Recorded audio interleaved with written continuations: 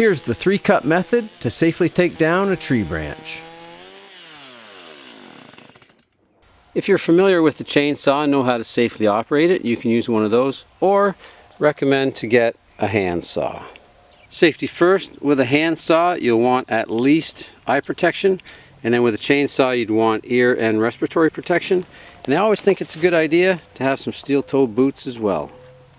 And just as it sounds, we'll make 3 cuts. The first cut will be 12 or more inches out, and make a cut from underneath and go about 1/3 of the way through the branch. The second cut will move over 1 or 2 inches further from the trunk to create a hinge. Continue that cut until the branch falls down. Then we're left with this stump, which will be cut at the collar. And so there you can see the collar is sort of this pinch up top where the branch meets.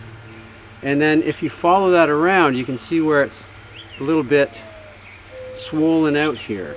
So that's the collar. Typically the collar would be on more of an angle, but on this one it's more straight up and down. By cutting at the collar, you'll give the tree its best chance to heal the wound quickly so it can stay healthy.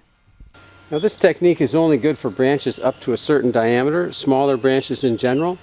When it comes to larger ones, it gets more dangerous. You may want to consult a professional.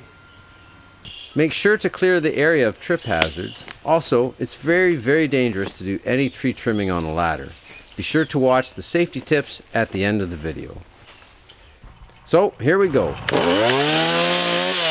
Cut one from underneath about 1/3 of the branch diameter. Cut 2, 1 or 2 inches over to create a hinge. Cut until the branch falls. Cut 3, cut the remaining stump at the collar. And that is it. Good to go. So now we can see our cuts. This was our first cut.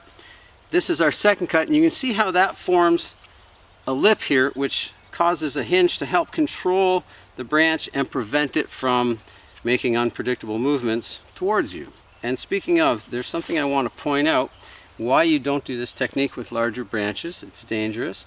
You can see how this did something that's called Barber-chair. Now it stayed attached, but what can happen is, in extreme cases, a heavy branch, the far end is drooping as you're cutting, the branches touch the ground, and then once this releases, that can cause the whole large branch to spring back towards you. It can knock you off your ladder, or it can come down, snap back, and knock the base of your ladder out, and that's when people get hurt.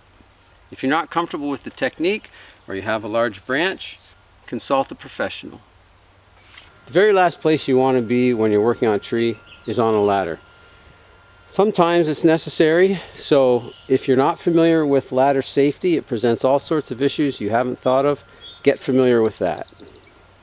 For example, most commonly as a large branch is cut, the free end can slope down, hit the ground, and then when you release the end you're cutting, it snaps back, knocks the ladder right out from under you, and then you'll fall.